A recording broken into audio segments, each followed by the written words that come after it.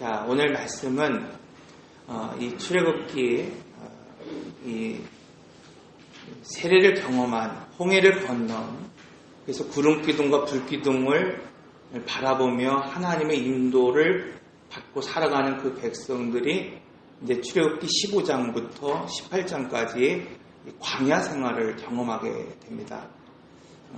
오늘 우리가 예수를 믿고 결단하고 세례를 받고 신앙생활을 시작하게 될 때도 역시 인생의 그런 광야를 경험할 때가 있습니다. 특별히 오늘 말씀은 5가지의 어떤 과정을 통해서 우리가 어떻게 성숙해질 수 있는가, 하나님이 원하시는 그런 성숙한 그리스도인의 삶을 살아갈 수 있는가에 대해서 오늘 우리에게 말씀하고 계십니다. 그러면 여러분, 오늘 우리가 세례를 받았다고 한다면, 또 오늘 우리가 하나님을 사랑하는 그런 하나님의 자녀라고 한다면, 이런 광야의 길에서 오늘 무엇을 선택해야 하고 어떤 방향으로 오늘 우리 삶의 자리를 펼쳐나가야 되는가에 대해서 다시 한번 생각하고 결단하는 그런 시간을 가지시기를 바랍니다. 오늘 우리가 믿음의 삶을 살아간다고 할 때 가장 중요한 것은 뭐냐면 사랑, 은혜, 이 관계, 이 방법을 아는 것이 중요해요. 그래서 이 모세오경 중에 중심이 되는 것이 출애굽이죠. 출애굽기. 그래서 출애굽기를 아는 것이 중요해요. 왜? 출애굽기를 우리가 잘 알면 이제 이 출애굽기를 통해서 레위기나 신명기나 또 창세기에 관한 이야기들이 다 조화롭게 될 수 있죠. 그래서 레위기에서 말하는 것이 무엇입니까? 우리가 5대사 7절기에 대해서 얘기를 하잖아요. 그러니까 하나님께 나가는 방법. 이 제사의 방법이죠. 그러니까 하나님의 죄인인 오늘 우리가 하나님께 나가는데 그냥 나가는 게 아니에요. 그냥 누구를 만나고 싶으면 만나고, 가고 싶으면 가고, 뭐 찾고 싶으면 찾고, 이런 게 아니라 하나님께 나가는데 분명한 방법이 있다는 거예요. 그 법칙이 있다는 거예요. 그거에서 벗어나면 어떻게 됩니까? 죽어요. 죽게 되는 거예요. 하나님께 나갈 수 없습니다. 둘째로 하나님께 공행하는 법이 있다고 가르치고 있거든요. 자, 이 광야의 생활을 할 때에 특별히 오늘 본문은 5가지의 주제를 가지고 말씀하고 있습니다. 오늘 15장에서 말씀하고 있는 수르 광야에서 이 쓴물을 경험하며 기대감을 얻었을 때 오늘 우리가 어떻게 살아가야 되는가? 신광야에 이르렀을 때 그들의 양식이 다 떨어졌습니다. 오늘 우리가 신앙생활하다가 우리의 공급처가 된 이 공급처가 무엇인가 떨어지고 기대가 사라질 때 이 신광야에서의 문제예요. 리비딤에 이제 왔을 때에 어떤 문제가 생기냐면 물이 없어서 목말랐다 그랬어요. 그때 어떡합니까? 서로 다투고 원망하고 불평했다고 성경은 말하고 있어요. 여러분, 오늘 우리가 무엇인가를 목말라 할 때, 갈급해 할 때, 여러분 영적으로 무엇인가 오늘 우리가 추구하는 것들이 메말라 있을 때 오늘 우리는 어떻게 해야 되는가에 대해서 말씀하고 있어요. 4번째 말씀하시는 건 뭐냐면 아말렉이라고 하는, 오늘 우리가 계획하고 꿈꾸고 비전을 보며 나가는 것들이 있잖아요. 믿음 생활할 때 여러분, 오늘 이스라엘 백성들이 세례를 받고 홍해를 건널 때 그곳에 정착시킨 것이 아니라 뭐예요? 하나님이 주시는 복의 땅, 그 복의 근원이 되는 그 가나안 땅으로 이스라엘 백성들을 이끄시잖아요. 여러분, 오늘 우리가 하나님 앞에 세례를 받고 믿음 생활할 때 하나님이 이끄시는 길이 있습니다. 오늘 믿음의 자리로 하나님이 이끌어 나가는 그런 장소가 있어요. 그런데 그 장소를 나가려고 할 때에 가로막는 이 아말렉이라고 하는, 여러분, 내 아내가 나를 가로막고, 내 남편이 나를 가로막고, 내 부모가 나를 가로막고, 내 자녀가 나를 가로막고, 사람이 나를 힘들게 할 때 오늘 우리는 어떻게 해야 되느냐라고 이 본문은 말씀하고 있어요. 마지막으로 18장을 통해서 이 모세가 이 광야에 이 200만이 넘는 이스라엘 백성들을 통치하고 다스리고 또 교훈할 때에 혼자 힘들어요. 리더십이 부재가 되고 리더십이 상실이 되고 무엇인가 부족함을 바라볼 때 오늘 우리는 어떻게 해야 되느냐. 오늘 우리가 인생을 살아갈 때에 주어지는 이 5가지의 문제를 오늘 우리가 믿음 생활하면서 어떻게 해결할 것인가. 그것이 오늘 우리에게 주시는 말씀이에요. 자, 그런데 중요한 것은 뭐냐면 이 하나님께 나가는 방법을 알아야 돼요. 그렇죠? 자, 그러기 위해서 사랑이 무엇인지를 좀 알아야 됩니다. 사랑이라고 하는 것이 무엇인가? 제가 어제 늦게까지 좀 일을 하다가 비도 좀 맞고 옷이 지저분 막 하고 이러고 이제 막 운전을 하고 오는데 집사람이랑 이렇게 좀 통화를 하다가 그런 이야기를 하더라고요. 피자를 좀 사오면 안 되겠냐 그런 얘기를 해요. 그래서 제가 정중하게 거절을 했죠. 목사인데 안 돼 그럴 수 없잖아요. 정중하게 거절을 했죠. 내가 옷이 지금 지저분하다. 그리고 비에 흠뻑 젖었기 때문에 내가 이 피자 가게에 가갖고 피자를 주문하고 그게 구워질 때까지 이렇게 앉아있기가 좀 민망하다. 그러니까 내가 못 가겠다. 이게 거절을 했어요. 그리고 한 10분 정도 운전을 하고 가는데 우리 딸이 전화가 온 거예요. 또 전화가 왔어요. 근데 지금 중요한 게 있다는 거예요. 9,000원짜리 곤졸라 피자를 꼭 먹고 싶다는 거예요. 다른 것도 아니고 그거를 꼭 먹어야겠다는 거예요. 그러면 앞으로 아빠에게 100번을 뽀뽀를 해주고 아빠가 이렇게 마사지를 해주고 막 그러겠다는 거예요. 제가 그래서 홀딱 넘어가서 옷은 다 젖었고 이 옷은 막 이렇게 지저분 먼지가 쌓여있는데 그 피자집에 가서 그것을 주문하고 기다리고 사다 주었습니다. 뭐 제가 살아가는 방식 또 아이들을 사랑하는 그런 방법이 다르다고 할 수는 없어요. 완전히 완벽하다고 할 수 없습니다. 근데 사랑이라는 건 그런 거예요. 사랑이라고 하는 것은 그런 것 같습니다. 내가 원하는 것이 그 상대방이 원하는 것이 무엇인지를 아는 것이 사랑이에요. 사랑은 일방적인 게 아니에요. 내가 주고 싶은 거 주는 게 사랑이 아니라 사랑은 뭐냐면 그 사람이 지금 원하는 게 뭐냐. 두 번째 사랑은 뭐냐면 여러분 정말 맞는 것을 줘야 되는 거예요. 사랑한다고 해서 그가 원한다고 해서 아무거나 주는 것이 아니라 맞는 것을 줬을 때 그것이 사랑이라고 말할 수 있습니다. 이것이 원하지 못해요. 맞는 것을 주지 않고 원하는 것을 주지 않는다고 한다면 여러분 어떻습니까? 줘도 원망하고 불평하게 되는 것을 볼 수가 있습니다. 여러분 그래서 사랑을 원하는 것을 주지 못하고 또 맞는 것을 주지 못하면 말해도 또 무엇인가 줘도 불평할 수밖에 불만할 수밖에 없죠. 저희 집사람이 포함해서 우리 이제 그 명절을 보내셨잖아요, 다들. 이게 이제 주부들은 이 명절을 지내면 좀 힘든 것 같아요. 그렇죠. 남편들이 좀 도와주면 좋잖아요. 그렇죠. 저도 참 머릿속으로는 잘 아는데 그게 잘 안 되는 것 같아요. 그래서 특별히 이제 이번 명절은 저희 집사람이 좀 힘들어 하더라고요. 자꾸 힘들어해요. 막 그래서 왜 이렇게 힘들어 하나 이해를 잘 못했어요. 며칠 전부터, 몇 달 전요. 몇 달 전부터 계속 이렇게 팔목도 아프고 무릎도 아프고 그렇다 그래요. 그래서 제가 인자하니까 병원도 좀 데리고 다니고 막 그러거든요. 근데 병원을 가서 이렇게 진료를 받는데 문제가 없다는 거예요. 무릎에 문제가 없으니까 그냥 뭐 파스나 붙이면 된다는 얘기를 하니까 의사를 신뢰해서 별거 아니겠다 생각을 하고 명절을 지냈습니다. 그런데 점점 아파지는 거예요. 그래서 수원에 유명한 김찬 의원이라는 그 병원에 가서 다시 한번 이번에 진료를 받으니까 이 초음파를 해보니까 무릎에 물이 찼다고 이야기를 하더라고요. 무릎에 찼다는 이야기를 했어요. 그래서 또 목에 디스크 증세가 있다라는 이야기를 하더라고요.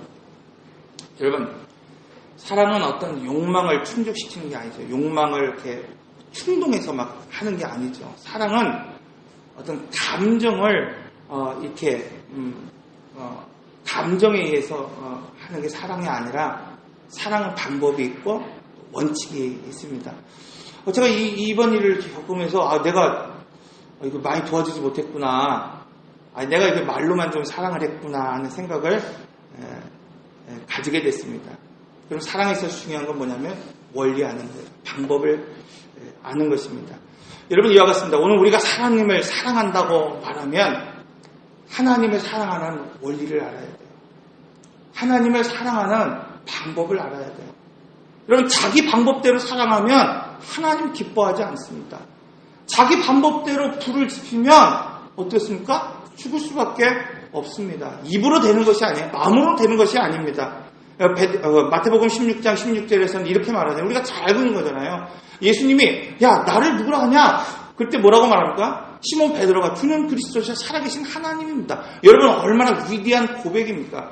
여러분 오늘날 이 믿음의 고백을 통해서 천국의 문이 열리고 천국의 열쇠가 오늘 우리에게 주어지는 고백이잖아요. 여러분 이걸 믿으시기 바랍니다. 그런데 중요한 건 뭐냐면 그 이후의 사건이에요. 주님이 부활에 대해서 이야기할 때 내가 어떻게 죽고 어떻게 부활한다는 이야기를 이 주님이 하실 때에 성경에 보니까 이렇게 돼 있어요. 베드로가 항변했다고 했어요. 베드로가 항변하여 주님 그리지 마십시오라고 말할 때 주님이 뭐라고 하면 사단아 내 뒤로 물러가라 말씀하고 있어요. 여러분 똑같은 사람이에요. 어떤 사람은 정말 인류 역사상 가장 위대한 고백을 했던 한 사람, 어떤 사람은 똑같은 사람인데 불구하고 그 사람을 향하여 사단아 물러가라 라고 말하고 있단 말이에요. 여러분 무엇이 문제입니까? 무엇이 문제일까요? 여러분 베드로는 하나님을 알았습니다. 하나님에 대해서 고백했습니다. 그런데 뭐냐면 하나님을 사랑하는 방법을 몰랐어요. 하나님을 사랑하는 자가 어떻게 행동해야 되는지 알지 못했다고 말씀하고 있습니다. 여러분 이처럼 오늘 우리가 아내를 사랑한다고 말하고 내 자녀를 사랑한다고 말하고 내 부모를 사랑한다고 말하고 특별히 하나님을 사랑한다고 말하면서도 내 방식대로 내 고집대로 또 내 스타일대로 하나님을 사랑할 때가 있습니다. 여러분 그때는 분명히 어그러지고 문제가 생기게 돼 있다고 말씀하고 있습니다. 그래서 사랑한다고 할 때 여러분 문제가 생길 수 있어요. 그러므로 오늘 본문을 통해서 이 광야의 이 사건을 통해서 하나님 원하신 건 뭐냐면 하나님을 집중하라는 거예요. 하나님을 집중해라. 또 자기를 부인하는 삶을 통해서 사랑하는 방법, 사랑하는 원리를 오늘 우리에게 가르치고 있습니다. 자, 그럼 이 광야의 5대 교훈을 통해서 주님이 오늘 우리에게 주시는 건 뭐냐면 이 수르광야, 이 신광야, 리비듬, 아말렉, 이 모세의 리더십의 부재를 통해서 어떻게 신앙생활을 해야 되고 어떻게 사랑해야 되고 그것을 어떻게 실천하며 살아가야 되는지에 대한 교훈을 우리에게 주십니다. 여러분 첫째로 수르광야, 오늘 본문에 말씀하고 있는 이 출애굽기 15장 22절에서 26절의 말씀을 보면은 이 마라의 쓴물을 통해서 오늘 우리가 안 풀리면 인생의 문제가 풀리지 않는 그런 문제가 있을 때 십자가를 적용하라고 말씀하고 있습니다. 여러분 이제 2월이 두째 주가 시작이 되었죠. 여러분 오늘 우리가 이렇게 첫 해가 지나고 하나님 앞에 신앙을 결단하고 오늘 우리가 살아갈 때 문제가 생기는 가정들이 있어요. 문제가 생기는 사람들이 있어요. 일이 꼬이는 사람들이 있어요. 여러분 신앙생활을 잘 하기로 결단하고 기도의 제목까지 내놨는데 신앙생활을 제대로 안 하는 가정들이 있습니다. 못하는 가정들이 있어요. 문제가 자꾸 생기는 가정들이 분명히 있습니다. 여러분 기적이 있을 때는 누구나 찬양할 수 있어요. 누구나 하나님 앞에 노래할 수 있습니다. 여러분 그러나 중요한 것은 뭐냐면 믿음은 무엇이냐면은 여러분 기적이 끊겼을 때에 기적이 사라졌을 때에 나의 삶의 태도를 보면은 그 사람의 믿음의 수준을 오늘 우리는 알 수 있습니다. 그러므로 여러분 기대가 무너질 때 문제가 생길 때 여러분 그 사람의 믿음의 수준이 결정된다고 할 수 있습니다. 여러분 출애굽기 15장의 내용을 자세히 보면은 이 세 가지 주제를 가지고 있어요. 첫째로 이 홍해를 건넌 이스라엘 백성들, 그 백성들 가운데 특별히 이 이스라엘의 지도자였던 이 모세가 그 하나님을, 이 애굽의 군사를 이 몰아내고 죽이신 그 하나님을 노래하는 이 모세의 노래가 있습니다. 둘째로 미디암의 찬양이 있어요. 홍해를 건넜을 때 미디암이 막 찬양하는 그냥 이 성령의 충만해서 터지는 그 찬양이 있습니다. 여러분 마지막으로 이제 이 마라의 쓴물, 이 사흘길을 건넌 이후에 이 기대가 무너졌던 이스라엘 백성들의 원망과 불평이 있다는 것을 알 수 있어요. 여러분 이처럼 오늘 우리가 어떤 홍해와 같은 기적을 경험하면 얼마든지 모세와 같이 노래할 수 있어요. 얼마든지 미디안 같이 찬양하며 살아갈 수 있습니다. 그런데 여러분 이 사흘길이 지나서 기대했던 물이 나오지 않고 쓴물을 만났을 때에 여러분 바로 원망하게 되었다고 말씀하고 있어요. 이것이 성경은 이스라엘의 수준이요, 하나님의 백성의 수준이요, 오늘 우리의 수준이라고 말씀하고 있습니다. 그러므로 여러분, 오늘 우리 삶에 기적이 지나가고 이적이 사라졌을 때에 오늘 우리가 하나님을 지금 찬양하고 있습니까? 여러분, 내가 정말 결단하고 믿음의 삶을 살아가려고 하는데 어떤 문제가 생겼을 때에 여러분, 오늘 우리는 정말 어떤 태도를 가지고 살아가고 있습니까? 여러분, 이것이 오늘 우리의 믿음의 수준입니다. 여러분, 이스라엘 백성들이 사흘 길을 걸으며 물을 얻지 못하고 원망했습니다. 그때에 여러분, 이 마라라고 하는 곳에 물이 보였어요. 여러분, 얼마나 반갑습니까? 얼마나 기대가 넘칩니까? 여러분, 그런데 그 물이 쓴 물이라고 말씀하고 있습니다. 여러분, 하나님이 원하시는 것이 무엇일까요? 여러분, 왜 하나님이 사흘 길을 걷게 하시고 목마르게 하시고 이제 그들이 기대하던 그 땅에 갔을 때에 왜 쓴물을 주셨을까? 오늘 본문의 말씀을 통해서 알 수 있는 것은 이 마라의 쓴물을 달게 하신 이유가 있다는 거예요. 무엇이 마라의 쓴물을 달게 했습니까? 말씀대로 나무를 던질 때 단물이 되었다고 말씀하고 있습니다. 윌런 어버스라고 하는 사람이 있습니다. 이 사람이 이 본문에 대해서 이렇게 주석하고 있어요. 그 물에 던진 나무가 십자가를 상징한다는 거예요. 여러분, 그러므로 오늘 우리가 이 마라의 쓴물을 경험하게 될 때에 여러분, 인생의 단물을 바꾸시는 분이 바로 십자가라고 말씀하고 있어요. 여러분, 오늘 우리가 어려운 문제를 당하고 기대가 무너지고 여러분, 오늘 우리 삶의 문제가 뒤틀릴 때에 성경은 오늘 우리에게 십자가를 적용하는 삶을 살아가야 된다고 말씀하고 있습니다. 둘째로 신강야의 교훈이에요.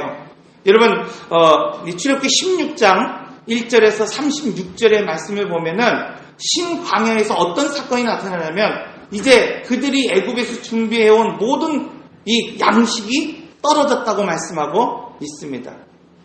그때 어떻게 해야 되는가? 오늘 우리에게 주시는 교훈이 바로 이것입니다.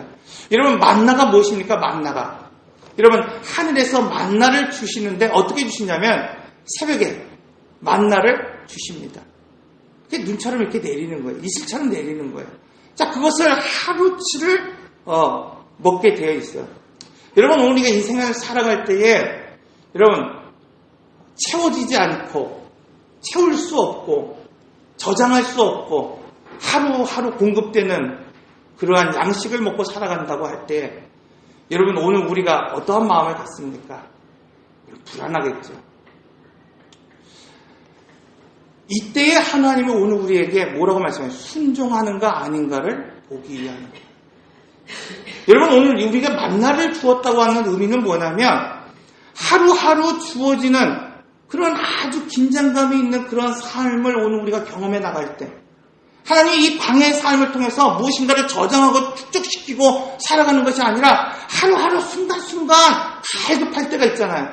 그때에도 간절할 때도 정말 너가 하나님만 바라보고 순종하며 살아갈 수 있는가? 그것을 바라보게 하신다는 것입니다. 여러분, 이스라엘 백성들이 지금 애굽에서 갖고 왔던 양식이 떨어졌다고 말씀하고 있어요. 여러분, 하나님은 이 광야의 삶을 통해서 옛 생활 방식, 옛 생활 양식을 다 끊어버리시고 흔들어버릴 때가 있습니다. 왜? 그 옛 생활 방식이 흔들어버리고 끊어지지 않으면 하나님이 주시는 신령한 양식을 공급받을 수 없기 때문이라고 말씀하고 있어요. 그래서 여러분, 구원받기 이전의 삶은 어떻습니까? 바로가 주는 음식을 먹게 돼 있어요. 바로가 내리는 음식을 먹게 됐고 이방 우상에게 절한 음식을 먹게 되어 있습니다. 세상의 방식대로 살아가게 됩니다. 여러분, 그러나 구원받은 이후의 삶은 어떠냐면 정말 신령한 양식을 먹고 살아갈 수밖에 없다고 말씀하고 있어요. 요한복음 6장 51절의 말씀을 보면 나는 하늘에서 내려오는 살아있는 떡이니 사람이 이 떡을 먹으면 영생하리라. 내가 줄 떡은 그 세상을 생명을 위한 내 살이니라 하시니라. 여러분, 우리가 전 시간에 그런 말씀을 드렸잖아요. 구름기둥과 불기둥을 오늘 우리가 바라보면서 현상을 쫓는 사람이 아니라 그 안에, 그 내면 속에 계시는 하나님의 임재를 쫓는 사람이 되어야 된다. 그런 말씀을 드렸죠. 여러분, 오늘 우리가 날마다 공급되는 그 만나를 통해서 바라봐야 될 것이 뭐냐면, 여러분, 생명의 양식을 바라볼 수 있어야 된다고 말씀하고 있습니다.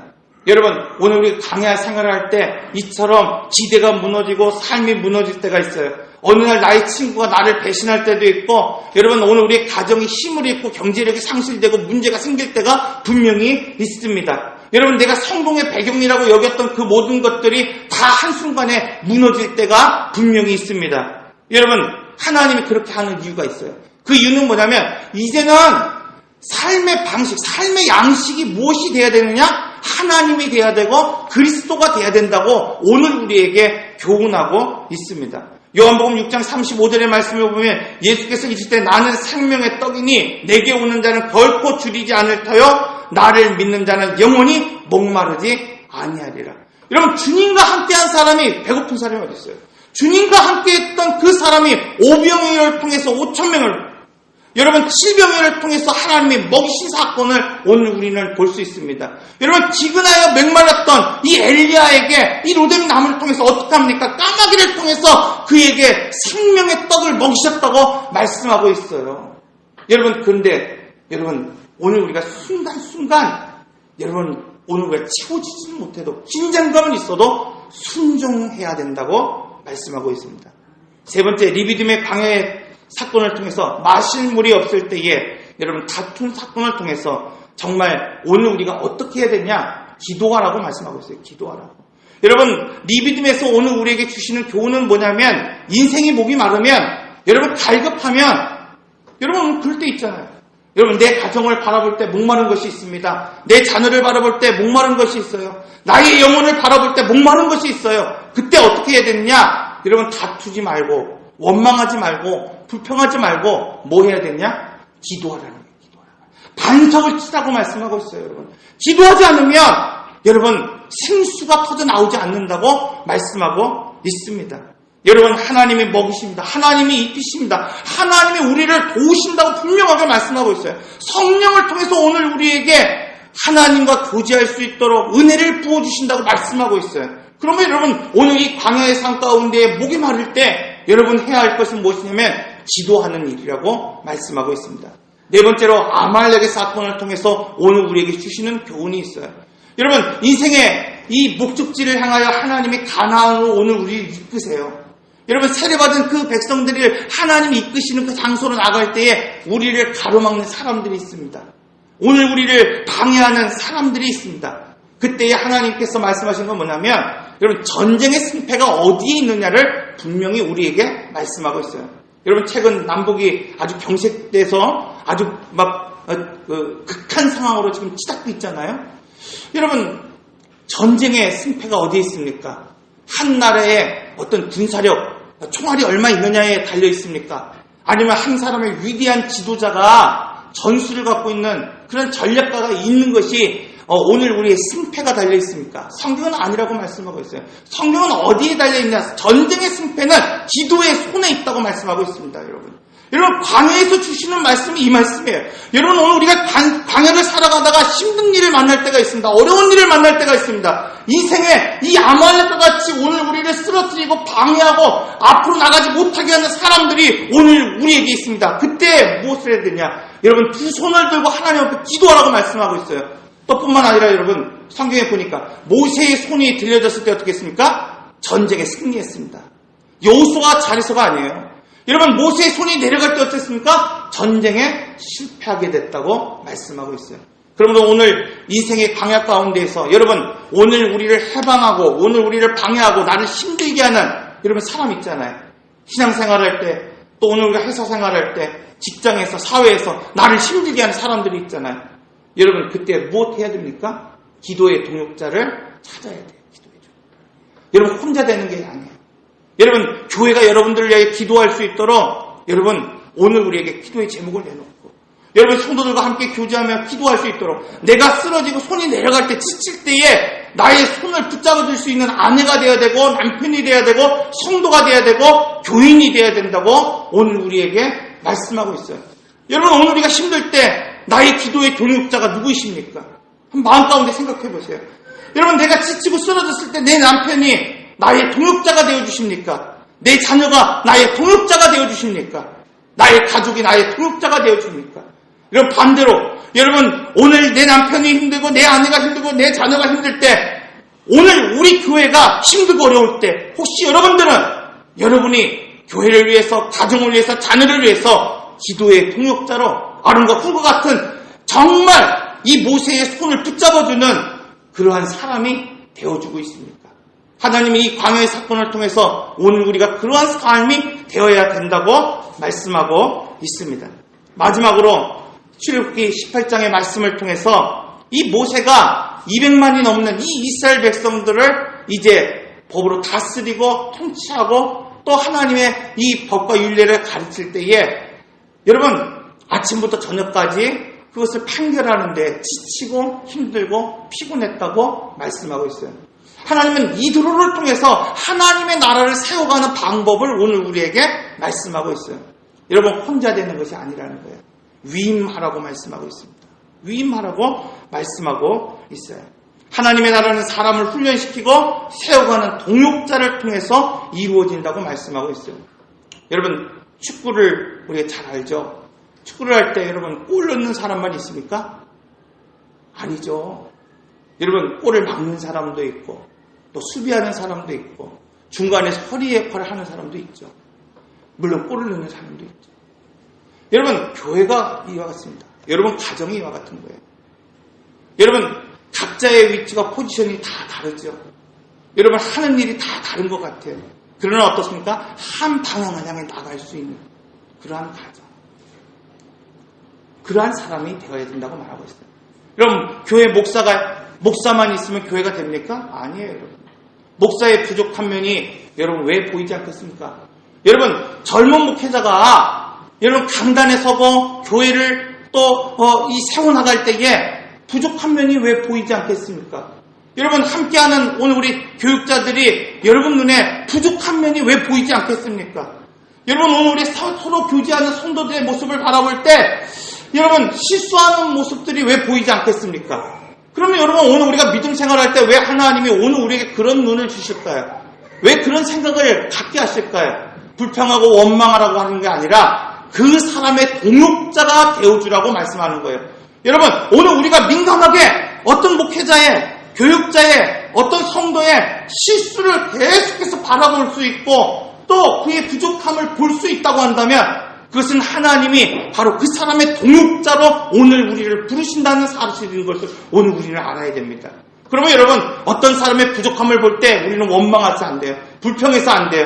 그 사람에 대해서 비난해서는 안 됩니다. 오히려 그 사람을 세워주는 동역자로 세워주시기를 바랍니다. 그래서 여러분 부족하지만 교회가 정말 실수도 많고 또 부족한 면도 많고 연약한 점도 많아요. 여러분 인간 목사, 젊은 목사가 얼마나 부족하고 연약한 모습이 많이 있겠습니까? 여러분 그때 어떻게 해야 됩니까? 목회자를 돕는 동역자로 내가 세워줘야겠구나. 교회를 돕는 교회의 동역자로 세워줘야겠구나. 이런 믿음을 통해서 이 광야의 생활, 이 광야의 삶을 살아가는 오늘 우리가 되시기를 바랍니다.